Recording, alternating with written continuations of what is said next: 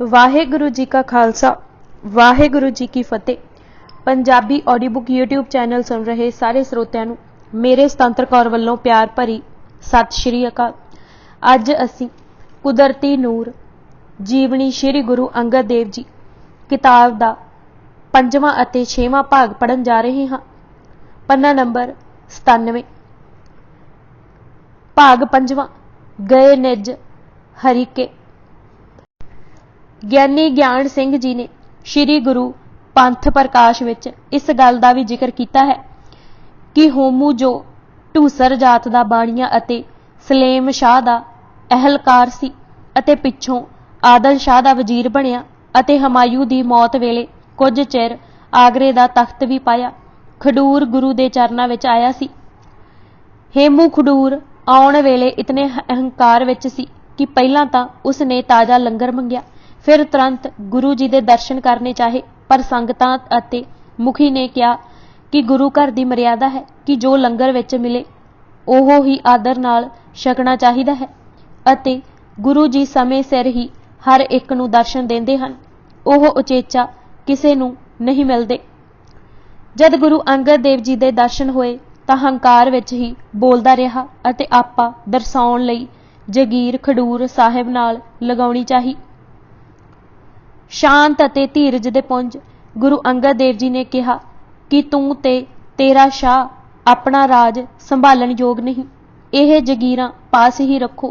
बहुत गुस्से विच उथों चला गया। देनी चाही जगीर उन कुछ मन खुनसै कै, लई न जुरू तह भेट लो वह गयो रिसे कै। गुरु जी का ऐसा करना प्रगटा रहा सी कि भेटा निर्माण दी ही गुरु घर प्रवान हुंदी है। हंकारियां नूं गुरु दाता सदा पिठ ही देंदे सन। फिर होमू जो आप तां सूर खानदान दा एक अदना जिहा वकीर सी, रता कू ताकत पाके आपा ही भुल गया। इस हेमू ने कई रूप धारे। पहला आदल शाह दे कहण ते इस्लाम धारण किया, फिर बिक्रमजीत दा नां धर के राज कमाउणा चाहिया। पाणीपत की दूजी लड़ाई विच हार खाधी अते बैरम खान ने अकबर हथों जलील करके मरवा दिता। इन्हां ही दिनां विच देवगिरी नां दा एक गुसाई अपनी जमात लैके खडूर साहिब आया। खडूर दे बने वरतारे अनुसार जिवें हर आए दा आदर हुंदा सी, बहुत ही सेवा की गई। लंगर चलदे अते भगती भाव का प्रचार हुंदा देख उसने भी जिंदगी की कमाई गुरु जी नूं देनी चाहिए। गुरु जी ने जद पूछया कि इस पोटली विच की तासीर है तां देवगिरी ने कहा कि इस विच पारा मार के रखिया है अते रती भर रगड़िया तांबे नूं सोना बना दिंदा है। उस तांबे तो सोना बना के भी दिखला दिता। नाल ही कहा कि आप जी नूं भी ढंग सिखला देंदे हां तां कि लंगर चलदे कदे टोट ना आवे। गुरु जी ने कहा धन तां मारन दी लोड़ नहीं, धन दौलत इकट्ठा करना हवस नूं होर वधाउणा है। मन मारे धात मर जाए, लोड़ तां है मन नूं मारन दी। यह धात पदार्थां दी पकड़ आपे मुका जाएगी। उसनूं अजिहा ज्ञान होया कि उथों दा ही होके रह गया। गुरु अमरदास जी दे समय इसने पिंडां विच जाके बहुत प्रचार किया। इन्हां वारतावां दे तुरंत पिछों आप मालवा अते हरीके दे प्रचार दौरे ते गए। इस हिसाब नाल यह 1547 ईस्वी का समा बनता है। चिरां तो कई बारी मालवे की संगत बेनतियां कर चुकी सी कि अपनी जन्म भूमि अते इलाके विच दर्शन दिओ। हालात कुछ ऐसे सन कि नव लगाए सिक्खी दे बूटे नूं टिक के सिंजण गोडी करन अते रखिया दी लोड़ सी। हल्ले भी सख्त हो रहे सन। सनातनी जोगी सरवरीए अते खास कर बाबा श्री चंद जी इन्हां कोशिशां विच लगे सन कि खडूर की रौनक ना वधे। जद मर्यादा बज गई अते सिखां नूं विश्वास हो गया कि जोत ओह है, जुगत साए है, सिर्फ काया पलटी है, तां आप जी ने कुछ समय लई मालवे का रटन करना मन लिया। इस फेरी वेले पाए बीज ही अग्गों फुल हो निबड़े। ज्ञानी ज्ञान सिंह जी ने लिखा है कि मालवे की संगत ने इतना आदर दिता कि हर कोई अपने गृह विखे लै जाण लोड़ींदा सी। ਦੁਲਟ ਧਾਲੀਵਾਲ ਲੋ ਬਰਾੜ ਰੰਧਾਵੇ, ਸ਼ਰਦਾ ਧਰ ਨਿਜ ਕਰਨ ਮੈਂ ਜਬ ਹੀ ਲੈ ਜਾਵੇ। ਭੁੱਲਰ ਸਿੰਧ ਬੰਗੇਰੀਅਨ ਕੀਨੀ ਬਹੁ ਸੇਵਾ, ਕਰ ਨਿਹਾਲ ਉਸ ਦੇਸ਼ ਕੋ ਗੁਰ ਅਲਖ ਅਪੇਵਾ। ਆਪ ਜੀ ਦੇ ਨਾਲ 2 ਰਬਾਬੀਆਂ ਦੀਆਂ ਚੌਂਕੀਆਂ ਅਤੇ ਕੁਝ ਉੱਕੇ ਸਿੱਖ ਵੀ ਸਨ। ਬਿਆਸਾ ਦਰਿਆ ਵੈਰੋਵਾਲ ਤੋਂ ਪਾਰ ਕੀਤਾ। ਪਹਿਲਾ ਪੜਾਅ ਸੁਲਤਾਨਪੁਰ ਲੋਧੀ ਕੀਤਾ। ਸੁਲਤਾਨਪੁਰ ਲੋਧੀ ਗੁਰੂ ਨਾਨਕ ਦੇਵ ਜੀ 4.5 ਸਾਲ ਰਹੇ ਸਨ ਅਤੇ ਉੱਥੇ ਹੀ ਵਈ ਕਿਨਾਰੇ ਇੱਕ ਓਂਕਾਰ ਸਤਨਾਮ ਦਾ ਮੰਤਰ ਉਚਾਰ ਜਗਤ ਉਧਾਰਵੇ ਕੋ ਘਰੋਂ ਨਿਕਲੇ ਸਨ। 13 ਦੀਆਂ ਧੁਨੀਆਂ ਲੋਕਾਂ ਨੇ ਉੱਥੇ ਹੀ ਸੁਣੀਆਂ ਸਨ। ਸੁਲਤਾਨਪੁਰ ਵਾਸੀਆਂ ਨੇ ਜਦ ਗੁਰੂ ਨਾਨਕ ਦੀ ਜੋਤ ਰੂਪ ਦਾ ਆਉਣਾ ਸੁਣਿਆ ਤਾਂ ਵਹੀਰਾਂ ਘੱਤ ਦਿੱਤੀਆਂ। ਗੁਰੂ ਅੰਗਦ ਦੇਵ ਜੀ ਵੀ ਜਦ ਗੁਰੂ ਨਾਨਕ ਦੀਆਂ ਵਡਿਆਈਆਂ ਦੀਆਂ ਸਾਖੀਆਂ ਸੁਣਦੇ ਤਾਂ ਸਮਾਧੀ ਸਥਿਤ ਹੋ ਜਾਂਦੇ। ਸਭ ਅਸਥਾਨਾਂ ਤੇ ਕੀਰਤਨ ਕਰਕੇ ਡੱਲਾ ਚਰਨ ਪਾਏ। ਉੱਥੋਂ ਮਖੂ ਗਏ, ਸੰਗਤਾਂ ਨੂੰ ਨਾਮ ਜਪਾਇਆ ਅਤੇ ਕਿਰਤ ਦੀ ਵਡਿਆਈ ਦਰਸਾਈ। ਧਰਮਸ਼ਾਲਾ ਕਾਇਮ ਕਰਨ ਲਈ ਹੁਕਮ ਦਿੱਤਾ। ਉੱਥੇ ਹੀ ਹੁਣ ਗੁਰੂ ਅੰਗਦ ਦੇਵ ਜੀ ਦੀ ਯਾਦ ਵਿੱਚ ਗੁਰਦੁਆਰਾ ਹੈ। ਮਖੂ ਤੋਂ ਜੀਰਾ ਗਏ ਅਤੇ ਕਈ ਦਿਨ ਉੱਥੇ ਉਤਾਰਾ ਰੱਖਿਆ। ਜਿਸ ਨੇ ਸੁਣਿਆ ਚਰਨੀ ਲੱਗਾ। ਵਹਿਮਾਂ ਤੇ ਭਰਮਾਂ ਤੋਂ ਗੁਰੂ ਜੀ ਨੇ ਉੱਚਾ ਉੱਠਣ ਦੀ ਪ੍ਰੇਰਨਾ ਦਿੱਤੀ। ਸਾਰੇ ਥਾਵਾਂ ਤੇ ਇਹ ਸੂ ਪੁੱਜ ਗਈ ਸੀ ਕਿ ਗੁਰੂ ਨਾਨਕ ਦੇਵ ਜੀ ਦੇ ਜਾਨਸ਼ੀਨ ਆਏ ਹਨ। ਗੁਰੂ ਨਾਨਕ ਦੇਵ ਜੀ ਆਪਣੀ ਕਾਇਆ ਪਲਟਾ ਕੇ ਜੋਤ ਗੁਰੂ ਅੰਗਦ ਦੇਵ ਜੀ ਵਿੱਚ ਟਿਕਾ ਗਏ ਹਨ। ਇਸ ਨਿਰਾਲੀ ਖੇਡ ਨੂੰ ਹੀ ਦੇਖਣ ਲਈ ਇਲਾਕੇ ਦੇ ਲੋਕ ਟੁਰੀ ਆਉਂਦੇ। ਜੀਰੇ ਤੋਂ ਸ਼ੇਖਾਂ, ਤਲਵੰਡੀ ਭਾਈ, ਵੱਡਾ ਘਰ, ਰੋਡੇ, ਪੰਜ ਗਰਾਈ ਅਤੇ ਕੋਟ ਕਪੂਰੇ ਵਾਲੀ ਥਾਂ ਹੁੰਦੇ ਹੋਏ ਆਪਣੀ ਜਨਮ ਭੂਮੀ ਮੱਤਾ ਦੀ ਸਰਾਂ ਪੁੱਜੇ। ਸੰਗਤਾਂ ਨੇ ਭਾਵੇਂ ਧਰਮਸ਼ਾਲਾ ਉਸਾਰ ਦਿੱਤੀ ਸੀ, ਪਰ ਪਿੰਡ ਬਾਬਰ ਦੇ ਹੱਲਿਆਂ ਨੇ ਥੇ ਬਣਾ ਦਿੱਤਾ ਸੀ। ਕੁਝ ਦਿਨ ਉੱਥੇ ਟਿਕੇ, ਨਾਮ ਬਾਣੀ ਦਾ ਚੱਕਰ ਲਾਇਆ। ਨੇੜੇ ਹੀ ਪਿੰਡ ਹਰੀਕੇ ਸੀ। ਉੱਥੋਂ ਦੀ ਸੰਗਤ ਅਤੇ ਭਾਈ ਰਣ ਸਿੰਘ ਪ੍ਰੇਰ ਕੇ ਨਗਰੀ ਲੈ ਗਏ। 17 ਦਿਨ ਗੁਰੂ ਜੀ ਨੇ ਉੱਥੇ ਹੀ ਟਿਕਾਣਾ ਕੀਤਾ। ਸਭ ਸ਼ਕਤੀਆਂ ਦੇ ਮਾਲਕ ਪਰ ਸਾਦਗੀ ਵਿਚਰਦੇ ਦੇਖ ਹਰ ਇੱਕ ਦਾ ਸਿਰ ਝੁਕ ਗਿਆ। ਆਪ ਜੀ ਦੇ ਪ੍ਰਚਾਰ ਦਾ ਧੁਰਾ ਇਹ ਹੀ ਸੀ ਕਿ ਵੱਡਾ ਰੋਗ ਜੋ ਮਨੁੱਖ ਨੂੰ ਹੈ ਉਹ ਹਿੰਮ ਹੈ। ਇਹ ਬਗੈਰ ਆਪਾ ਗਵਾਇਆ ਅਤੇ ਵਾਰਿਆਂ ਖਤਮ ਨਹੀਂ ਹੋ ਸਕਦਾ। ਸੋ ਰਾਹ ਕੇਵਲ ਇੱਕ ਹੀ ਹੈ, ਆਪ ਗਵਾਏ ਸੇਵਾ ਕਰੋ ਤਾਂ ਕਿਛ ਪਾਏ ਮਾਨ। ਆਪ ਜੀ ਦਾ ਹਰੀਕੇ ਆਉਣਾ ਸੁਣ ਆਪ ਜੀ ਦੇ ਬਚਪਨ ਦਾ ਹਾਣੀ। ਪਰ ਹੁਣ 72 ਪਿੰਡਾਂ ਦਾ ਮਾਲਕ ਚੌਧਰੀ ਬਖਤਾਵਰ ਮਿਲਣ ਆਇਆ। ਮਹਾਰਾਜ ਨੇ ਵੀ ਜਦ ਉਸ ਦਾ ਆਉਣਾ ਸੁਣਿਆ ਤਾਂ ਹਾਣੀ ਜਾਣ ਆਰ ਦੇਣ ਦੀ ਖਾਤਰ ਮੂੜਾ ਰਖਵਾ ਦਿੱਤਾ। ਪਰ ਉਸ ਨੂੰ ਤਾਂ ਧਨ ਭੂਮੀ ਦਾ ਗੁਮਾਨ ਮਾਰ ਰਿਹਾ ਸੀ। ਆਉਂਦਿਆਂ ਹੀ ਬਗੈਰ ਅਦਬ ਕੀਤੇ ਮਹਾਰਾਜ ਦੇ ਪਲੰਗ ਤੇ ਸਿਰਹਾਣੇ ਬੈਠ ਗਿਆ। ਅਦਬ ਨਾ ਕੀਤੋ ਮੂੜ ਨੇ ਆ ਫਿਰਿਓ ਸਿਰਹਾਣੇ। ਸੰਗਤਾਂ ਤਾਂ ਬਹੁਤ ਗੁੱਸੇ ਵਿੱਚ ਆਈਆਂ, ਪਰ ਮਹਾਰਾਜ ਨੂੰ ਸ਼ਾਂਤ ਚਿੱਤ ਦੇਖ ਕੇ ਚੁੱਪ ਰਹੀਆਂ। ਗੁਰੂ ਜੀ ਨੇ ਕੁਸ਼ਲਤਾ ਪੁੱਛੀ ਅਤੇ ਜਦ ਉਸ ਨੇ ਸੰਗਤਾਂ ਵੱਲ ਡਿੱਠਾ ਤਾਂ ਕੁਝ ਸੋਝੀ ਆਈ। ਪਰ ਮਾਣ ਮਦਮਤੇ ਨੇ ਹੰਕਾਰ ਦੇ ਬੋਲਦੇ ਕਿਹਾ, ਘੂਰ ਘੂਰ ਕੀ ਵੇਂਦੇ ਹੋ? ਇਹ ਗੁਰੂ ਹੈ ਤਾਂ ਮੈਂ ਵੀ ਚੌਧਰੀ ਹਾਂ 72 ਪਿੰਡਾਂ ਦਾ, ਨਾਲੇ ਬੇਲੀ ਹਾਂ ਛੋਟੀ ਉਮਰ ਦੇ ਦੋਵੇਂ। ਗੁਰੂ ਅੰਗਦ ਦੇਵ ਜੀ ਨਾਲ ਮੁਸਕਰਾਉਂਦੇ ਰਹੇ ਅਤੇ ਨਾਲ ਹੀ ਸੁਣਦੇ ਰਹੇ ਉਸ ਦੇ ਬੜਬੋਲ। ਫਿਰ ਗੁਰੂ ਜੀ ਨੂੰ ਕਹਿਣ ਲੱਗਾ, ਸਾਈਂ ਨੇ ਬਹੁਤ ਕੁਝ ਦਿੱਤਾ ਹੈ, ਇਸ ਨੂੰ ਸਾਂਭਣ ਅਤੇ ਹੋਰ ਵਧਾਉਣ ਵਿੱਚ ਲੱਗਾ ਹੋਇਆ ਹਾਂ। ਸੁਣਿਆ ਤੁਹਾਨੂੰ ਵੀ ਕੁਝ ਲੱਭਾ ਹੈ, ਲੋਕਾਂ ਨੂੰ ਪਏ ਦਿੰਦੇ ਹੋ, ਪੁਰਾਣੇ ਬੇਲੀ ਨੂੰ ਵੀ ਕੁਝ ਦਿਓ। ਗੁਰੂ ਜੀ ਨੇ ਮਿੱਠੀ ਸੁਰ ਵਿੱਚ ਪਹਿਲਾਂ ਜਪਜੀ ਦੀ ਤੁਕ ਜੈਕੋ ਆਖੇ ਬੋਲ ਵਿਗਾੜ ਤਾਂ ਲਿਖੀਐ ਸਿਰ ਗਵਾਰਾ ਗਵਾਰ ਪੜੀ ਜੋ ਹਿਰਦੇ ਵਿੰਨ੍ਹਦੀ ਗਈ।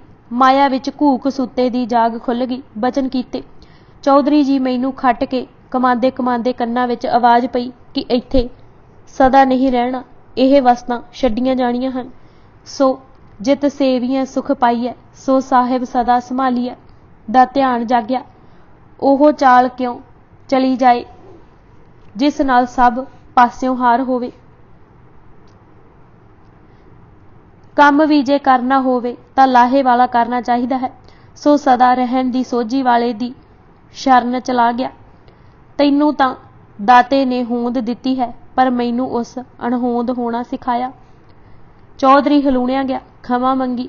महाराज ने गुरु नानक देव जी का श्लोक पढ़िया अते सब नूं ध्यान नाल सुनन लई कहा। अगे जात न जोर है, अगे जियो नवे, जिनकी लेखे पत पवे, चंगे सेई के। सो हुण वेला है चौधरी जी उस दी दित्ती दात नूं सफल करन दा। वंड छको अते हुण दाता ना मंगो। उस दाते नूं याद करो प्यार नाल, अंदर आ वसेगा। जद दाता ही अंदर आ वसिया तां लेखा कौन मंगेगा। सुख हो गया इत्थे उत्थे। चौधरी बख्तावर ने हरीके विखे ही गुरु जी दे आउण दी खुशी विच यादगार बनाई। हुण उसे थां गुरुद्वारा है। हरीके तो संगतां नूं निहाल करदे सेखे पुजे।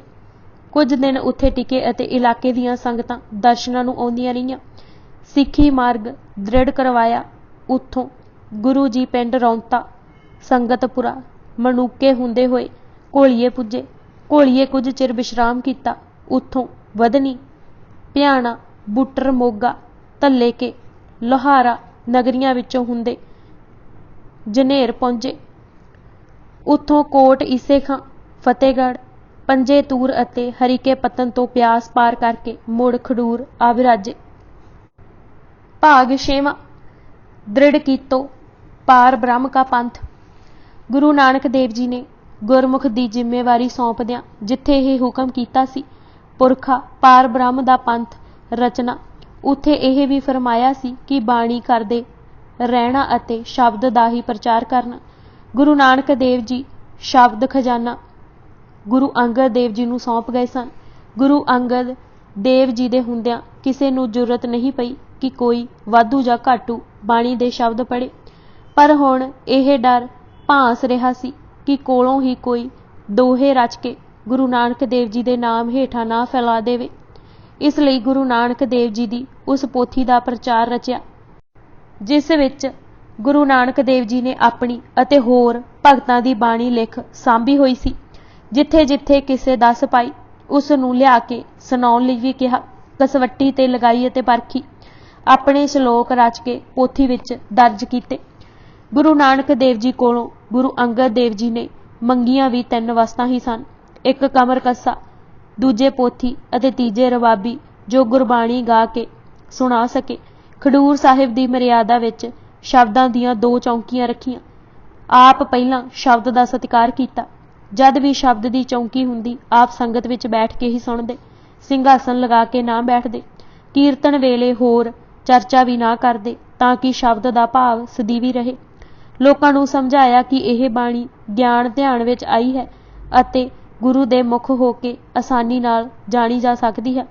वेदां विच करते दी उपमा नहीं, कीते दी शलाघा है। ऋग्वेद दा पहला श्लोक ही अग्नि दी उपमा विच है, पर इत्थे बाणी विच करते नूं सलाया है। करता पुरख दी महिमा है। फिर वैदां अते होर धार्मिक पुस्तकां विच डर है जां वार है। इत्थे निरभौ बनाया है, निर्वैर कीता है, सम दृष्टि भी रखी है। जिस किसे ने उस नूं सलाया है उस तो गुरु नानक बलिहारी हन। नानक विचारा क्या कहे सब लोक सलाहे एक सै। सिर नानक लोकां पाव है, बलिहारी जाओ जेते तेरे नाम है। गुरबाणी राही आस्तिक भाव नूं दृढ़ कीता। जो वाहिगुरू तो मुनकर हन जां वाहिगुरू नालों किसे देवी देवते नूं शक्तिशाली समझदे हन, उन्हां नूं कोई थां इस बाणी विच नहीं है। ये जो उदासी सन्यासी जोगी जंगम ईड़ा पिंगला सुखमना दीआं गल्लां करदे हन, यह नहीं जानते सच दी की शक्ति है। गुरु बाणी ने दृढ़ कर दिता है कि शब्द द्वारा आत्म लीनता तो उपजिया सच का अनुभव बहुत ही उच्ची चीज है। इसका फल उस तो कई गुणा उत्तम है जो ईड़ा पिंगला सुखमना की साधना के प्रभाव तो पैदा हुंदा है। सुखमना ईड़ा पिंगला बूझे जां आपे अलख लखाए, नानक तह ते ऊपर साचा सतगुर शब्द समाए। यह जोगी लोक जां संसार तो भजे हुए उदासी लोक कमल नूं खिडाउण दीआं गल्लां करदे हन, पर ओह जाणदे ही नहीं कि कमल जो माया दे भार नाल टेढ़ा है, किसे बाहरली ਸਾਧਨਾ ਜਾਂ ਕਿਰਪਾ ਨਾਲ ਸਿੱਧਾ ਨਹੀਂ ਹੋ ਸਕਦਾ। ਇਸ ਨੇ ਸਿੱਧਾ ਹੋਣਾ ਹੈ ਸੂਰਜ ਦੀ ਕਿਰਨ ਨਾਲ, ਮਿਹਰ ਦੀ ਨਜ਼ਰ ਨਾਲ, ਅਤੇ ਇਹ ਸ਼ਬਦ ਜਿੱਥੋਂ ਆਇਆ ਹੈ ਪੜ੍ਹਨ ਵਾਲੇ ਨੂੰ ਵੀ ਉੱਥੇ ਹੀ ਲੈ ਜਾਏਗਾ। ਫਿਰ ਜੋ ਤੀਰਥਾਂ ਤੇ ਜਾਣਾ ਅਤੇ ਸੰਜਮ ਦੇ ਇਸ਼ਨਾਨਾਂ ਤੇ ਜ਼ੋਰ ਦਿੰਦੇ ਹਨ, ਉਹਨਾਂ ਨੂੰ ਇਹ ਹੀ ਪਤਾ ਨਹੀਂ ਕਿ ਸਤਿਗੁਰੂ ਨੂੰ ਮੰਨ ਕੇ ਸੱਚੇ ਪ੍ਰਭੂ ਦੀ ਸਿਫਤ ਸਲਾਹ ਕਰਨੀ ਇਹ ਹੀ ਪੁੰਨ ਹੈ, ਇਹ ਹੀ ਦਾਨ ਹੈ ਅਤੇ ਇਹ ਹੀ ਹੈ ਦਇਆਵਾਨ ਹੋਣਾ। ਸਤ ਸੰਗ ਵਿੱਚ ਵਿਚਰਨਾ ਅਤੇ ਐਸਾ ਕਰਕੇ ਪ੍ਰਭੂ ਚੰਗਾ ਲੱਗਣ ਲੱਗ ਪੈਣਾ ਹੀ ਵੇਈ ਸੰਗਮ ਦਾ ਇਸ਼ਨਾਨ ਹੈ। ਇਹ ਜੋ ਅੰਤਰ ਬਜਟ ਕਪਾਟ ਹੈ, ਕਿਸੇ ਹੋਰ ਸਾਧਨ ਨਾਲ ਨਹੀਂ ਖੁੱਲ੍ਹਣਾ। ਸ਼ਬਦ ਹੀ ਕੁੰਜੀ ਹੈ ਅਤੇ ਸ਼ਬਦ ਨਾਲ ਹੀ ਕਪਾਟ ਖੁੱਲ੍ਹਣੇ ਹਨ। ਬਜਰ ਕਪਾਟ ਜੜੇ ਜੜ ਜਾਣੇ, ਗੁਰ ਸ਼ਬਦੀ ਖੁਲਾਇੰਦਾ। ਮਨੁੱਖ ਸੁਤੰਤਰ ਪੈਦਾ ਹੋਇਆ ਹੈ। ਇਸ ਨੂੰ ਰੀਤਾਂ, ਰਿਵਾਜਾਂ, ਰਸਮਾਂ ਦੇ ਜੋ ਬੰਧਨ ਪਾਏ ਹਨ, ਇਹ ਨਿਰਮੂਲ ਹਨ। ਗੁਰੂ ਜੀ ਦੇ ਮੁਖ ਤੋਂ ਨਿਕਲੀ ਬਾਣੀ ਪੜ੍ਹਨ ਸੁਣਨ ਨਾਲ ਸਭ ਬੰਧਨ ਟੁੱਟ ਜਾਂਦੇ ਹਨ। ਇਨ੍ਹਾਂ ਕਰਮਾਂ ਕਾਂਡਾਂ ਨਾਲ ਪ੍ਰੀਤ ਨਹੀਂ ਉਪਜਦੀ ਅਤੇ ਬਗੈਰ ਪ੍ਰੀਤ ਦੇ ਉਸ ਦਾ ਦਰ ਨਹੀਂ ਮਿਲਣਾ। ਪ੍ਰੀਤ ਗੁਰ ਸ਼ਬਦ ਗਾ ਸੁਣ ਕੇ ਹੀ ਉਪਜੇਗੀ। ਪਖੰਡ ਧਰਮ ਪ੍ਰੀਤ ਨਹੀਂ ਹਰਸਿਉ, ਗੁਰ ਸ਼ਬਦ ਮਹਾ ਰਸ ਪਾਇਆ। ਵੇਦਾਂ ਨੇ ਲੋਕਾਂ ਨੂੰ ਆਪਣੀ ਕੈਦ ਵਿੱਚ ਰੱਖਣ ਲਈ ਧਰਮ ਸ਼ਾਸਤਰ ਰਚੇ। ਇਹਨਾਂ ਸ਼ਾਸਤਰਾਂ ਨੇ ਕਰਮ ਅਤੇ ਧਰਮ ਦੇ ਸੰਗਲ ਲੋਕਾਂ ਦੇ ਪੈਰਾਂ ਵਿੱਚ ਪਾ ਦਿੱਤੇ।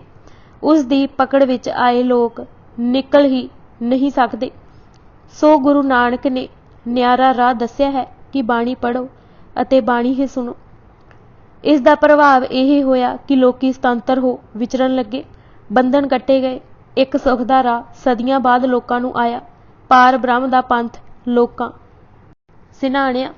ਗੁਰੂ ਨਾਨਕ ਦੇਵ ਜੀ ਨੇ ਇੱਕ ਬਹੁਤ ਜ਼ੋਰਦਾਰ ਆਵਾਜ਼ ਪਰਾਈ ਬੋਲੀ ਠੋਸੇ ਜਾਣ ਦੇ ਵਿਰੁੱਧ ਉਠਾਈ ਸੀ।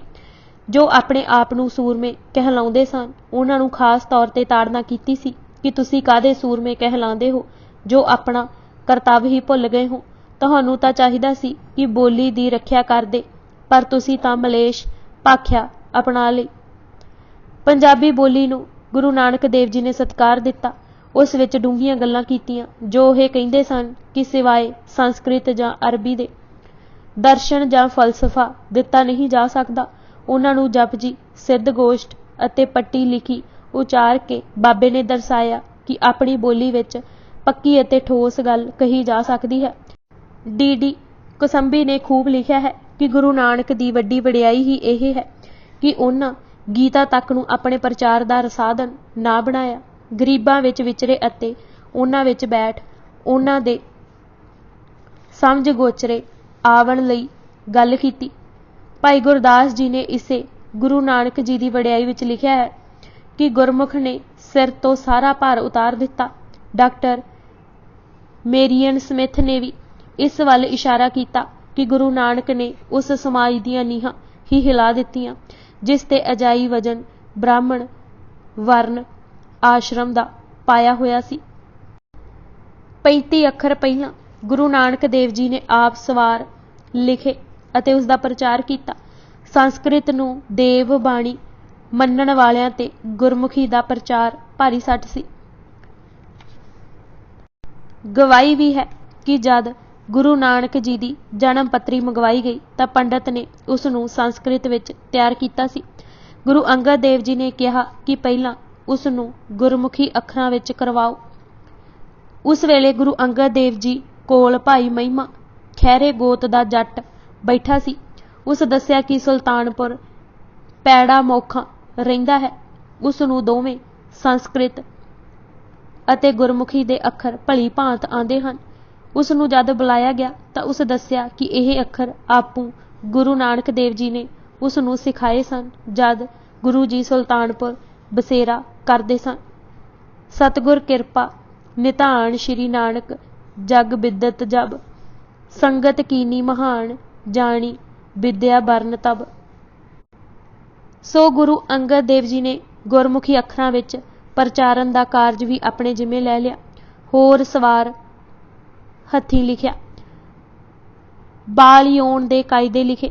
ਸਿੱਖਿਆ ਦੇਣ ਵਾਲੀਆਂ ਤੁਕਾਂ ਗੁਰੂ ਨਾਨਕ ਦੇਵ ਜੀ ਦੀ ਬਾਣੀ ਵਿੱਚੋਂ ਢੂੰਡ ਬੱਚਿਆਂ ਲਈ ਲਿਖੀਆਂ। ਜੋ ਇਤਿਹਾਸਕਾਰਾਂ ਇਹ ਲਿਖਿਆ ਹੈ ਕਿ ਅੱਖਰ ਤਬ ਗੁਰਮੁਖੀ ਸਿੱਖਣ ਹਿਤ ਕੀਨੇ, ਤਾਂ ਉਸ ਦਾ ਵੀ ਇਹ ਹੀ ਭਾਵ ਹੈ ਕਿ ਵੱਧ ਚੜ ਕੇ ਪ੍ਰਚਾਰ ਕੀਤਾ। ਗੁਰਮੁਖੀ ਅੱਖਰ ਇਤਨੇ ਸਾਦਾ, ਸਰਲ, ਸਾਫ਼, ਸ੍ਰੇਸ਼ਟ ਅਤੇ ਸੋਹਣੇ ਹਨ ਕਿ ਹਰ ਕੋਈ ਛੇਤੀ ਹੀ ਪੜ੍ਹ ਜਾਂਦਾ ਹੈ। ਬਾਕੀ ਲਿਪੀਆਂ ਕਠਿਨ ਹਨ ਅਤੇ ਸਮਝਣ ਵਿੱਚ ਕਠਿਨਾਈ ਹੁੰਦੀ ਹੈ। ਸਮਝੋ ਜਿਵੇਂ ਕੋਈ ਪਹਾੜੀ ਅਤੇ ਜੰਗਲ ਦਾ ਰਾਹ ਹੋਵੇ ਅਤੇ ਵਿੱਚ ਨਦੀ ਨਾਲੇ ਦਰਿਆ ਪੈਂਦੇ ਹੋਣ ਅਤੇ ਦੂਜਾ ਸਾਫ਼ ਅਤੇ ਸਿੱਧਾ ਹੋਵੇ। ਬੋਲੀ ਦੀ ਰੱਖਿਆ ਲਈ ਗੁਰੂ ਅੰਗਦ ਦੇਵ ਜੀ ਦਾ ਆਪ ਜੁਟ ਪੈਣਾ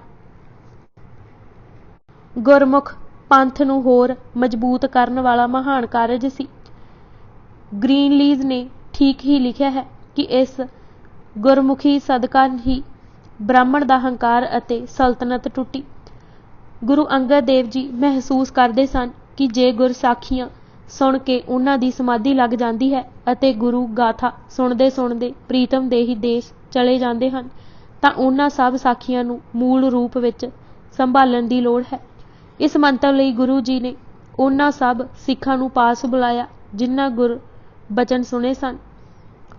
ਕੁਦਰਤੀ ਸੀ ਕਿ ਪਹਿਲੀ ਸਾਖੀ ਉਹ ਜਨਮ ਦੀ ਸੁਣਦੇ, ਸੋ ਲਿਖਣ ਵੇਲੇ ਪਹਿਲਾਂ ਜਨਮ ਸਾਖੀ ਦੇ ਸ਼ਬਦ ਹੀ ਪਾਏ ਗਏ। ਮੋਟਾ ਸ਼ਬਦ ਜਨਮ ਸਾਖੀ ਲਿਖਿਆ ਹੋਣ ਕਰਕੇ ਸਾਰੀ ਪੁਸਤਕ ਹੀ ਜਨਮ ਸਾਖੀ ਕਰਕੇ ਜਾਣੀ ਜਾਣ ਲੱਗੀ। ਨਾਲੇ ਇਹ ਤਾਂ ਹੁੰਦਾ ਨਹੀਂ ਸੀ ਕਿ ਕੋਈ ਤਰਤੀਬਵਾਰ ਸਭ ਸਾਖੀਆਂ ਸੁਣਾਉਂਦਾ, ਸੋ ਸਾਖੀ ਦੀ ਸਮਾਪਤੀ ਵੇਲੇ ਕੇਵਲ ਇਹ ਹੀ ਲਿਖਿਆ ਗਿਆ, ਸਾਖੀ ਹੋਰ ਚਲੀ। ਇਹ ਸਾਖੀਆਂ ਇਤਨੀਆਂ ਦਿਲ ਟੁੰਬਵੀਆਂ ਸਨ ਕਿ ਗੁਰੂ ਨਾਨਕ ਦੇਵ ਜੀ ਦੀ ਸ਼ਖਸੀਅਤ ਹੋਰ ਉਜਾਗਰ ਹੋ ਕੇ ਸਾਹਮਣੇ ਆਈ। ਰੌਲੇ ਬਾਅਦ ਵਿੱਚ ਦੋਖੀਆਂ ਜਾਂ ਅਣਮਤੀਆਂ ਪਾਏ। ਰੌਲਾ ਪਾਉਣ ਦੇ ਬਾਵਜੂਦ ਅਸਲ ਬਚਨ ਦਾ ਤੀਰ ਖੁੰਡਾ ਨਾ ਕੀਤਾ ਜਾ ਸਕਿਆ। ਇੱਥੇ ਇੱਕ ਹੀ ਉਦਾਹਰਣ ਦੇਣੀ ਠੀਕ ਰਹੇਗੀ। ਗੁਰੂ ਨਾਨਕ ਜੀ ਸੁਲਤਾਨਪੁਰ ਜਾਣ ਲਈ ਤਿਆਰ ਹੋ ਰਹੇ ਸਨ। ਭਣਵਈਆ ਭਾਈ ਜੈ ਰਾਮ ਆਪੂ ਲੈਣ ਲਈ ਆਇਆ। ਮਾਤਾ ਸੁਲੱਖਣੀ ਜੀ ਬਾਰ-ਬਾਰ ਕਹਿੰਦੇ ਹਨ ਕਿ ਉਹਨਾਂ ਨੂੰ ਵੀ ਨਾਲ ਲੈ ਚੱਲੋ। ਉਸ ਸਮੇਂ ਜੋ ਬਚਨ ਗੁਰੂ ਨਾਨਕ ਦੇਵ ਜੀ ਨੇ ਕਹੇ, ਉਹ ਗ੍ਰਹਿਸਤੀ ਮਹਿ ਬੜਾ ਗ੍ਰਹਿਸਤੀ ਉਹਨਾਂ ਨੂੰ ਦਰਸਾਉਣ ਲਈ ਹੀ ਕਾਫੀ ਹਨ। ਬਾਬੇ ਨੇ ਕਿਹਾ, ਪਰਮੇਸ਼ਰ ਕੀਏ ਰੁਜ਼ਗਾਰ ਲੱਗੇਗਾ, ਸਦਾਏ ਲੈਸਾਂ ਭੈਣ ਤੇ ਭਾਰਾ ਠੀਕ ਨਹੀਂ ਸੀ। ਰੁਜ਼ਗਾਰ ਲੱਗਾ। ਉਸ ਸਮੇਂ ਮਰਦਾਨਾ ਜੀ ਨੂੰ ਭੇਜ ਕੇ ਸੁਲੱਖਣੀ ਅਤੇ ਪੁੱਤਰਾਂ ਨੂੰ ਬੁਲਾ ਲਿਆ। ਗੁਰੂ ਅੰਗਦ ਦੇਵ ਜੀ ਦਾ ਇਤਿਹਾਸ ਦਾ ਮੁੱਢ ਵੱਜਾ। ਇਹ ਵੀ ਪਾਰ ਬ੍ਰਹਮ ਦੇ ਪੰਥ ਨੂੰ ਨਿਰਮਲ ਅਤੇ ਨਿਆਰਾ ਰੱਖਣ ਵੱਲ ਵੱਡਾ ਕਦਮ ਸੀ। ਘੁੱਗ ਵਸਦਾ ਕਰਤਾਰਪੁਰ ਜਦ ਛੱਡ ਦਿੱਤਾ ਤਾਂ ਲੋਕਾਂ ਵਿੱਚ ਇੱਕ ਗੱਲ ਤਾਂ ਆਪੇ ਹੀ ਘਰ ਕਰ ਗਈ ਕਿ ਅਸਲ ਉਦਾਸ ਤਿਆਗੀ ਤਾਂ ਗੁਰੂ ਅੰਗਦ ਦੇਵ ਜੀ ਹਨ। ਕੱਖ ਭਰ ਵੀ ਕਰਤਾਰਪੁਰ ਤੋਂ ਨਹੀਂ ਲੈ ਗਏ। ਉਹ ਚੋਗਾ ਵੀ ਉਤਾਰ ਆਏ ਜੋ ਗੁਰੂ ਨਾਨਕ ਨੇ ਬਖਸ਼ਿਆ ਸੀ। ਸਿਰਫ ਪੋਥੀ ਲੈ ਕੇ ਖਡੂਰ ਸਾਹਿਬ ਆ ਗਏ। ਬਾਬਾ ਸ਼੍ਰੀ ਚੰਦ ਜੀ ਦੇ ਕੀਤੇ ਵਾਰ ਚੱਲ ਨਾ ਸਕੇ। ਉਹ ਗੁਰੂ ਨਾਨਕ ਦੇਵ ਜੀ ਦੇ ਵੱਡੇ ਅਤੇ ਸਯੋਗ ਪੁੱਤਰ ਜ਼ਰੂਰ ਸਨ, ਪਰ ਲੋਕੀ ਜਾਣਦੇ ਸਨ ਕਿ ਗੁਰੂ ਨਾਨਕ ਦੇਵ ਜੀ ਨੇ ਉਹਨਾਂ ਨੂੰ ਗੁਰਗੱਦੀ ਦੀ ਜ਼ਿੰਮੇਵਾਰੀ ਨਹੀਂ ਸੌਂਪੀ, ਪਰ ਪੁੱਤਰ ਹੋਣ ਕਰਕੇ ਸਨਮਾਨ ਹੋਣਾ ਕੁਦਰਤੀ ਸੀ। ਕਈ ਲੋਕ ਆਰੰਭ ਵਿੱਚ ਬਾਬਾ ਜੀ ਵੱਲ ਖਿੱਚੇ ਗਏ। ਫਿਰ ਕੋਈ ਹਿੰਦੁਸਤਾਨ ਦਾ ਕੋਨਾ ਐਸਾ ਨਹੀਂ ਹੋਵੇਗਾ ਜਿੱਥੇ ਬਾਬਾ ਸ਼੍ਰੀ ਚੰਦ ਜੀ ਆਪ ਨਾ ਗਏ ਹੋਣ। ਲੋਕੀ ਕਹਿਣ ਲੱਗ ਪਏ ਕਿ ਇਹ ਸ਼ੰਕਰ ਦਾ ਅਵਤਾਰ ਹਨ। ਇੱਥੇ ਇਹ ਲਿਖਣਾ ਵੀ ਠੀਕ ਰਹੇਗਾ ਕਿ ਜਦ ਗੁਰੂ ਨਾਨਕ ਜੀ ਉਦਾਸੀਆਂ ਤੇ ਗਏ ਸਨ ਤਾਂ ਉਹਨਾਂ ਦੀਆਂ ਬੈਰਾਗ ਰੁਚੀਆਂ ਜਾਗ ਪਈਆਂ ਸਨ। ਬਾਬਾ ਸ਼੍ਰੀ ਚੰਦ ਜੀ ਇੱਕ ਅਵਿਨਾਸ਼ੀ ਮੁਨੀ ਦੇ ਪ੍ਰਭਾਵ ਹੇਠਾਂ ਆ ਗਏ ਸਨ, ਜੋ ਆਪੂ ਇੱਕ ਵੈਦ ਮੁਨੀ ਦਾ ਚੇਲਾ ਸੀ, ਜੋ ਕੋ ਆਬੂ ਤੇ ਰਹਿੰਦਾ ਸੀ। ਸੰਸਕ੍ਰਿਤ ਪੜ੍ਹਨ ਲਈ ਕਸ਼ਮੀਰ ਦੇ ਪੰਡਤ ਪੁਰਸ਼ੋਤਮ ਕੋਲ ਚਲੇ ਗਏ ਸਨ। ਹਾਫਜ਼ਾ ਬਹੁਤ ਹੀ ਤੇਜ਼ ਸੀ। ਦਿਨਾਂ ਵਿੱਚ ਵੈਦ ਸ਼ਾਸਤਰ ਪੜ੍ਹ ਗਏ। ਗੁਰੂ ਨਾਨਕ ਦੇਵ ਜੀ ਦਾ ਕਰਤਾਰਪੁਰ ਵਸਾਉਣਾ ਸੁਣ ਕੇ ਸ਼੍ਰੀ ਚੰਦ ਉੱਥੇ ਆ ਗਏ ਸਨ, ਪਰ ਤਿਆਗੀ ਰੁਚੀਆਂ ਨੇ ਕਾਬੂ ਪਾ ਲਿਆ ਸੀ। ਗੁਰੂ ਨਾਨਕ ਦੇਵ ਜੀ ਨੇ ਕਈ ਢੰਗਾਂ ਨਾਲ ਮੋੜਨਾ ਚਾਹਿਆ, ਪਰ ਪੁੱਤਰ ਪੁਣੇ ਅਤੇ ਵਿਦਿਆ ਅਭਿਮਾਨ ਵਿੱਚ ਹੁਕਮ ਪਾਲਣ ਤੋਂ ਰਹਿ ਗਏ। ਗੁਰੂ ਗੱਦੀ ਨਾ ਮਿਲਣ ਕਾਰਨ ਉਦਾਸੀ ਮੱਤ ਦੀ ਨੀਂਹ ਰੱਖੀ ਅਤੇ ਥਾਂ-ਥਾਂ ਜਾ ਕੇ ਅਖਾੜੇ ਕਾਇਮ ਕੀਤੇ। ਸ਼੍ਰੀ ਚੰਦ ਜੀ ਗ੍ਰਹਿਸਤ ਤਿਆਗਣ ਤੇ ਜ਼ੋਰ ਦਿੰਦੇ ਸਨ। ਰਾਣਾ ਸਾਂਗਾ ਨੂੰ ਜਾ ਕੇ ਪ੍ਰੇਰਿਆ ਸੀ ਕਿ ਇੱਕ ਹਾਰ ਖਾ ਜਾਣ ਉਪਰੰਤ ਇਤਨੀ ਢੇਰੀ ਨਹੀਂ ਢਾਹ ਦੇਣੀ ਚਾਹੀਦੀ। ਪਿੱਛੋਂ ਮਹਾਰਾਣਾ ਪ੍ਰਤਾਪ ਨੂੰ ਵੀ ਜਾ ਸਮਝਾਇਆ ਕਿ ਪੁੱਤਰਾਂ ਦੇ ਮੋਹ ਪਿੱਛੇ ਈਨ ਮੰਨ ਲੈਣੀ ਧਰਮ ਨਹੀਂ। ਮਹਾਰਾਣਾ ਪ੍ਰਤਾਪ ਡੋਲਦਾ ਖੜਾ ਹੋ ਗਿਆ। ਸ਼੍ਰੀ ਚੰਦ ਜੀ ਨੇ ਆਪਣੇ ਬਚਨ ਮਤ ਰਾਸ਼ਟਰ ਨਾਂ ਦੀ ਪੁਸਤਕ ਵਿੱਚ ਲਿਖੇ। ਹੌਲੇ ਹੌਲੇ ਬਾਬਾ ਸ਼੍ਰੀ ਚੰਦ ਦੀ ਕੁੜੱਤਣ ਘਟੀ ਅਤੇ ਗੁਰੂ ਹਰਗੋਬਿੰਦ ਜੀ ਵੇਲੇ ਉਹਨਾਂ ਦੇ ਹੀ ਸਪੁੱਤਰ ਬਾਬਾ ਗੁਰਦਿੱਤਾ ਜੀ ਨੂੰ ਸਾਰੀ ਜ਼ਿੰਦਗੀ ਦੀ ਕਮਾਈ ਝੋਲੀ ਪਾ ਕੇ ਰਾਵੀ ਕਿਨਾਰੇ ਪ੍ਰਾਣ ਤਿਆਗੇ। ਮਹਾਨ ਕੋਸ਼ ਨੇ ਲਿਖਿਆ ਹੈ ਕਿ ਤਕਰੀਬਨ 150 ਸਾਲ ਦੀ ਉਮਰ ਵਿੱਚ ਚੰਬਾ ਨਗਰ ਪਾਸ ਰਾਵੀ ਕਿਨਾਰੇ ਇੱਕ ਸ਼ਿਲਾ ਤੇ ਬੈਠੇ ਅਤੇ ਫਿਰ ਕਿਸੇ ਨੇ ਬਾਬਾ ਜੀ ਨੂੰ ਨਹੀਂ ਦੇਖਿਆ।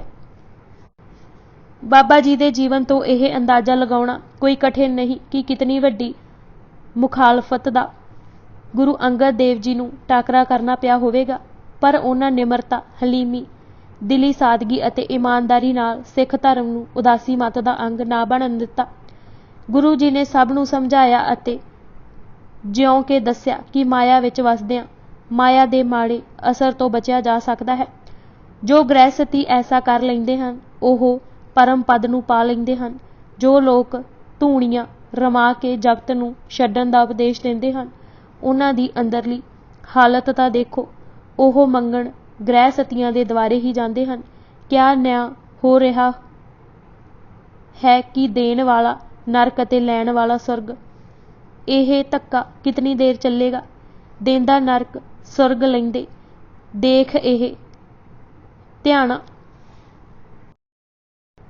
ਗ੍ਰਹਿਸਥੀ ਨਾਮ ਬਾਣੀ ਦਾ ਅਭਿਆਸ ਕਿਰਤ ਕਰ ਅਤੇ ਫਿਰ ਵੰਡ ਕੇ ਸਭ ਕੁਝ ਪ੍ਰਾਪਤ ਕਰ ਲੈਂਦਾ ਹੈ। ਇੱਕ ਹੋਰ ਹਿਸਾਬ ਨਾਲ ਗ੍ਰਹਿਸਥੀ ਉਦਾਸੀ ਨਾਲੋਂ ਵਡੇਰਾ ਵੀ ਹੋ ਜਾਂਦਾ ਹੈ। ਆਪਣੇ ਨਾਮ ਅਭਿਆਸ ਦੀ ਕਮਾਈ ਤਾਂ ਉਸ ਪਾਸ ਰਹਿੰਦੀ ਹੀ ਹੈ।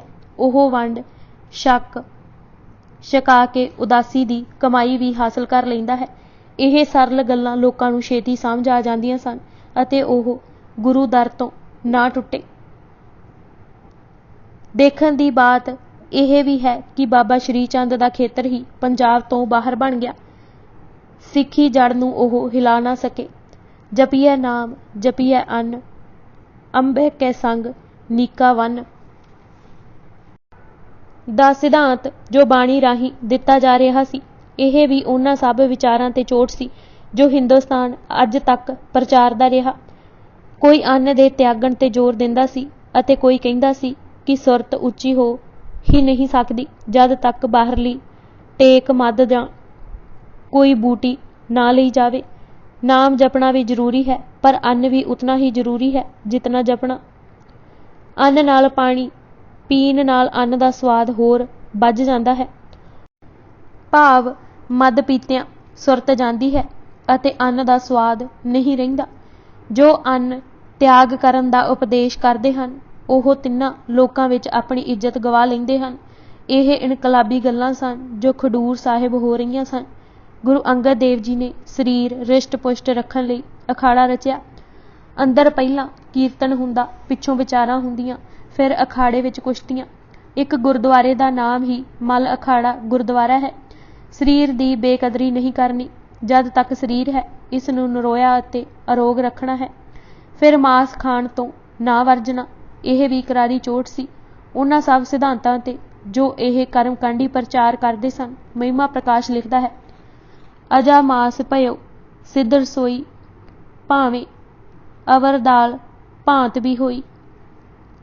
ਦੇਖਣ ਨੂੰ ਇਹ ਨਿੱਕੇ ਨਿੱਕੇ ਜਿਹੇ ਕਰਮ ਲੱਗਦੇ ਹਨ, ਪਰ ਇਹਨਾਂ ਦਾ ਦੂਰ ਰਸ ਨਤੀਜਾ ਨਿਕਲਿਆ। ਸਿੱਖੀ ਮਾਰਗ ਬਿਲਕੁਲ ਹੀ ਅਲੱਗ ਥਲੱਗ ਹੋ ਗਿਆ। ਸਿੱਖਾਂ ਨੇ ਜੋ ਕਮਾਲ ਦਿਖਾਏ, ਇਹ ਸੁਰਤ ਉੱਚੀ ਅਤੇ ਸਰੀਰ ਸਪਸ਼ਟ ਅਤੇ ਨਰੋਏ ਹੋਣ ਦੇ ਹੀ ਕਾਰਨ ਸਨ। ਨਿਰਭੈ ਗੁਰੂ ਜਰਾ ਨਾ ਡਰੇ ਕਿ ਸ਼ਾਸ ਤਾਰਥੀ ਕੀ ਕਹਿਣਗੇ ਜਾਂ ਸਮੇਂ ਦੀ ਹਕੂਮਤ ਕੀ ਆਖੇਗੀ। ਇਹ ਇਸ ਗੱਲ ਦਾ ਵੀ ਉੱਤਰ ਸੀ ਕਿ ਜੇ ਮਾਸ ਖਾਣਾ ਹੈ ਤਾਂ ਅਪਾਖਿਆਂ ਦਾ ਕੁੱਠਾ ਨਹੀਂ ਖਾਣਾ। ਕਿਸੇ ਦੀ ਈਨ ਮੰਨ ਕੇ ਹੀਣਾ ਜੀਵਨ ਬਸਰ ਨਹੀਂ ਕਰਨਾ।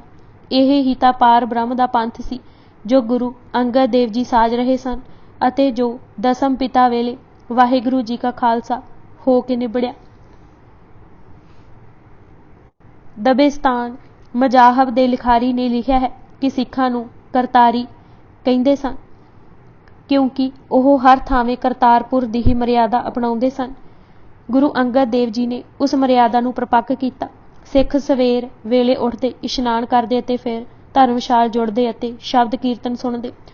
ਉਸ ਪਿੱਛੋਂ ਕਿਰਤਕਾਰ ਕਰਦੇ, ਸ਼ਾਮ ਨੂੰ ਜਿੱਥੇ ਵੀ ਹੁੰਦੇ ਕਸਰਤਾਂ ਕਰਦੇ ਅਤੇ ਸ਼ਾਮ ਨੂੰ ਸ਼ਬਦ ਕੀਰਤਨ ਕਰ, ਬਾਣੀ ਅਤੇ ਇਤਿਹਾਸ ਦੀ ਵਿਚਾਰ ਸੁਣ, ਸੋਹੇਲੇ ਦਾ ਪਾਠ ਕਰਕੇ ਸੌਂਦੇ। ਕੌਮ ਵਿੱਚ ਇੱਕੋ ਮਰਿਆਦਾ ਪ੍ਰਚਲਿਤ ਹੋ ਗਈ। ਆਪਣੇ ਜੀਵਨ ਮਰਨ, ਖੁਸ਼ੀ ਗਮੀ ਦੇ ਸਮਾਗਮ ਵੀ ਸਿੱਖ ਧਰਮਸ਼ਾਲਾ ਵਿੱਚ ਕਰਨ ਲੱਗ ਪਏ ਸਨ। ਗੁਰੂ ਜੀ ਐਸੇ ਹੁਕਮ ਵੀ ਦੇ ਰਹੇ ਸਨ ਕਿ ਗਾਫਿਲ ਨਹੀਂ ਰਹਿਣਾ, ਸਦਾ ਸੁਚੇਤੀ ਰੱਖਣੀ ਹੈ। ਸਭ ਤੋਂ ਵੱਡੀ ਮਰਿਆਦਾ ਦਸਵੰਧ ਦੀ ਬੰਨੀ। ਹਰ ਵਿਹਾਰ ਕਰਨ ਵਾਲੇ ਕਿਰਤੀ, ਕਿਸਾਨ ਜਾਂ ਵਪਾਰੀ ਜਾਂ ਦੁਕਾਨਦਾਰ ਨੂੰ ਗੁਰੂ ਅੰਗਦ ਦੇਵ ਜੀ ਦਸਵੰਧ ਕੱਢਣ ਦਾ ਹੁਕਮ ਦਿੰਦੇ ਸਨ। ਇਹ ਦਸਵੰਧ ਦੀ ਰਕਮ ਕੱਢਣ ਨਾਲ ਸਿੱਖਾਂ ਵਿੱਚ ਇੱਕ ਜਥੇਬੰਦੀ ਅਤੇ ਉਸ ਪ੍ਰਤੀ ਫਰਜ਼ ਦਾ ਅਹਿਸਾਸ ਜਾਗ ਪਿਆ। ਦਬੇਸਤਾਨ ਦੇ ਹੀ ਲਿਖਾਰੀ ਨੇ ਲਿਖਿਆ ਹੈ ਕਿ ਸਿੱਖ ਦਸਵੰਧ ਇਸ ਨੇਮ ਨਾਲ ਕੱਢਦੇ ਸਨ ਕਿ ਸਰਕਾਰ ਨੂੰ ਲੋਕਾਂ ਕੋਲੋਂ ਮਾਲੀਆ ਉਘਰਾਉਣ ਲਈ ਤਾਂ ਕਈ ਹੀਲੇ ਕਰਨੇ ਪੈਂਦੇ ਸਨ, ਪਰ ਗੁਰੂ ਨੂੰ ਦਸਵੰਧ ਪਹੁੰਚਾਉਣ ਵਿੱਚ ਕਿਸੇ ਸਿੱਖ ਨੇ ਕਦੇ ਢਿੱਲ ਨਾ ਦਿਖਾਈ। ਗੁਰੂ ਅੰਗਦ ਦੇਵ ਜੀ ਦਾ ਇਸ ਹੁਕਮ ਨੂੰ ਸਿੱਖੀ ਦੀ ਮਰਿਆਦਾ ਦਾ ਹਿੱਸਾ ਬਣਾਉਣਾ ਹੀ ਪਾਰ ਬ੍ਰਹਮ ਦੇ ਪੰਥ ਨੂੰ ਦ੍ਰਿੜ ਕਰਨਾ ਸੀ। ਦਸਵੰਧ ਦੇ ਨਾਲ ਹੀ ਹੱਥੀ ਸੇਵਾ ਕਰਨ ਤੇ ਗੁਰੂ ਜੀ ਬਹੁਤ ਜ਼ੋਰ ਦਿੰਦੇ। ਇੱਕ ਵਾਰੀ ਆਪ ਜੀ ਨੇ ਕਿਹਾ ਵੀ ਸੀ ਕਿ ਜੋ ਹੱਥੀ ਸੇਵਾ ਨਹੀਂ ਕਰਦਾ ਉਹ ਮੁਰਦਾ ਹੈ ਅਤੇ ਮੁਰਦੇ ਪਾਸ ਢੁੱਕਣ ਤੋਂ ਸਾਰੇ ਸੰਕੋਚ ਕਰਦੇ ਹਨ। ਲੰਗਰ ਦੀ ਮਹੱਤਤਾ ਨੂੰ ਇੱਥੋਂ ਤੱਕ ਵਧਾ ਦਿੱਤਾ ਕਿ ਆਪੂ ਪੰਗਤ ਵਿੱਚ ਬੈਠ ਕੇ ਪ੍ਰਸ਼ਾਦ ਛਕਦੇ। ਕਿਸੇ ਲਈ ਉਚੇਚ ਨਾ ਹੁੰਦਾ। ਜਾਤ ਪਾਤ, ਭਿੱਟ ਸੁੱਚ ਤੋੜਨ ਵਿੱਚ ਲੰਗਰ ਦਾ ਬਹੁਤ ਹਿੱਸਾ ਸੀ। ਈਰਖਾਲੂਆਂ ਨੂੰ ਲੰਗਰ ਦੀ ਸੰਸਥਾ ਬਹੁਤ ਹੀ ਚੁਭਦੀ ਸੀ। ਪਿੱਛੋਂ ਬਾਦਸ਼ਾਹ ਪਾਸ ਜੋ ਸ਼ਿਕਾਇਤਾਂ ਪਹੁੰਚਾਈਆਂ ਗਈਆਂ, ਉਹਨਾਂ ਵਿੱਚ ਇਹ ਵੀ ਇੱਕ ਸੀ ਕਿ ਲੰਗਰ ਵਿੱਚ ਇੱਕ ਪੰਗਤ ਬਣਾ ਕੇ ਪ੍ਰਸ਼ਾਦ ਛਕਾਉਣ ਨਾਲ ਹਿੰਦੂ ਅਤੇ ਸ਼ਾਸਤਰ ਰੀਤੀ ਤੇ ਭਾਰੀ ਸੱਟ ਮਾਰੀ ਜਾ ਰਹੀ ਹੈ। ਗੁਰੂ ਨਾਨਕ ਨੇ ਭਾਈ ਲਾਲੋ ਜੀ ਨੂੰ ਉਸ ਸਮੇਂ ਕਹਿ ਦਿੱਤਾ ਸੀ ਜਦ ਉਸਨੇ ਗੁਰੂ ਜੀ ਲਈ ਵੱਖ ਚੌਂਕਾ ਲਾਉਣਾ ਚਾਹਿਆ, ਲਾਲੋ ਸਾਰੀ ਧਰਤੀ ਹੀ ਮੇਰਾ ਚੌਂਕਾ ਹੈ, ਜਿਸ ਨੇ ਸੱਚ ਪਛਾਣ ਲਿਆ ਉਹ ਸੁੱਚਾ ਹੈ। ਗੁਰੂ ਅਮਰਦਾਸ ਜੀ ਦਾ ਇਹ ਫਰਮਾਨ ਕਿ ਪਹਿਲੇ ਪੰਗਤ ਪਾਛੇ ਸੰਗਤ, ਇਸ ਇਨਕਲਾਬ ਦਾ ਇੱਕ ਹੋਰ ਨਾਅਰਾ ਸੀ। ਆਨੰਦਪੁਰ ਤਾਂ ਕਿਸੇ ਦਾ ਨਿੱਜੀ ਚੁੱਲ੍ਹਾ ਚੌਂਕਾ ਹੀ ਨਹੀਂ ਸੀ ਹੁੰਦਾ। ਇਸ ਪਾਰ ਬ੍ਰਹਮ ਨੇ ਪੰਥ ਨੂੰ ਦ੍ਰਿੜ ਕਰਨ ਲਈ ਗੁਰੂ ਅੰਗਦ ਦੇਵ ਜੀ ਨੇ ਉਹ ਮਰਿਆਦਾ ਨਿਭਾਈ ਜੋ ਮੁਰਸ਼ਦ ਗੁਰੂ ਨਾਨਕ ਦੇਵ ਜੀ ਨੇ ਨਿਭਾਈ ਸੀ। ਪਰਖ ਪ੍ਰੀਖਿਆ ਕਰਕੇ ਇਹ ਪੰਥ ਚਲਾਉਣ ਦੀ ਜ਼ਿੰਮੇਵਾਰੀ ਬਾਬਾ ਅਮਰਦਾਸ ਜੀ ਨੂੰ ਸੌਂਪੀ। ਲਤੀਫ ਨੇ ਠੀਕ ਹੀ ਲਿਖਿਆ ਹੈ ਕਿ ਗੁਰਗੱਦੀ ਦੀ ਜ਼ਿੰਮੇਵਾਰੀ ਦੇਣ ਵੇਲੇ ਦੇਖਿਆ ਹੀ ਕੇਵਲ ਇਹ ਜਾਂਦਾ ਸੀ ਕਿ ਅਖਲਾਕੀ ਜੁਰਤ ਅਤੇ ਅਨੰਨ ਭਗਤੀ ਭਾਵ ਕਿਸ ਵਿੱਚ ਹੈ। ਅੱਜ ਅਸੀਂ ਕੁਦਰਤੀ ਨੂਰ ਜੀਵਨੀ ਸ਼੍ਰੀ ਗੁਰੂ ਅੰਗਦ ਦੇਵ ਜੀ ਕਿਤਾਬ ਦੇ 110 ਪੰਨੇ ਪੜ੍ਹ ਚੁੱਕੇ ਹਾਂ। ਬਾਕੀ ਦੀ ਕਿਤਾਬ ਅਸੀਂ ਅਗਲੇ ਭਾਗ ਵਿੱਚ ਪੜ੍ਹਾਂਗੇ। ਵਾਹਿਗੁਰੂ ਜੀ ਕਾ ਖਾਲਸਾ, ਵਾਹਿਗੁਰੂ ਜੀ ਕੀ ਫਤਿਹ।